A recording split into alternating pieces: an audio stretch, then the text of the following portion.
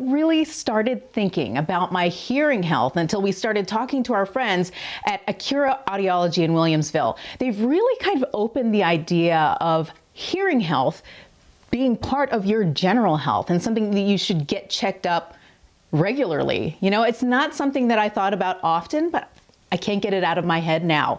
So maybe you should be thinking about it as well. Here's Dr. Mike Schmidt with more. Dr. Mike, thank you so much for being with us on AM Buffalo to talk about hearing loss, because I think a lot of folks out there might be suffering but not doing anything about it. Do you see that a lot when you have people coming in after a lot of time and maybe they should have come in a little bit earlier?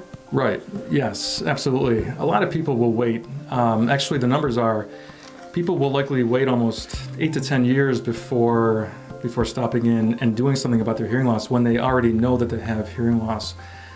And I think a big reason for that is people feel like they can manage even a mild to moderate hearing loss on their own and they're living life just fine, when it's often the case that they're actually suffering more than they think.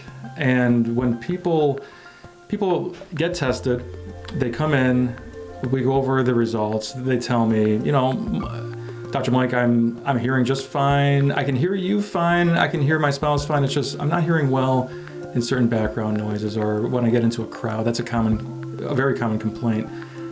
But then we test their hearing and we put hearing aids on them and we demonstrate the value of that.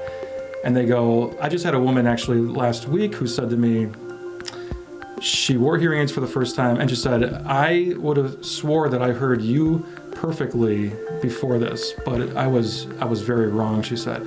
And that's very common. I see that all the time. Mm-hmm. Yeah.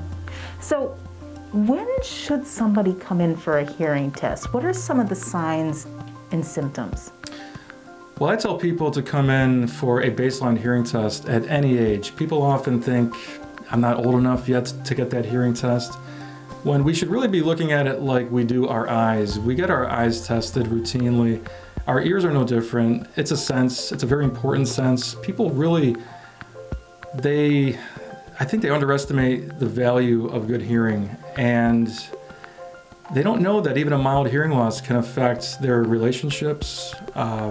Just to be kind of funny here, we kind of joke about in audiology being just as much of a marriage counselor as we are audiologists, because people come in and they say it's either this or I get a divorce. So I mean, relationships definitely suffer when you don't have that good link between two people. But even your job, it can affect your job. It can affect your earning potential. It can affect your overall enjoyment of life. And when people finally do something about it, they see then, and they usually tell me, I should have done this a long time ago. And you can see the regret in their faces that I just maybe wasted 8 to 10 years of my life not hearing as well as I could have and not enjoying life. So baseline testing is key.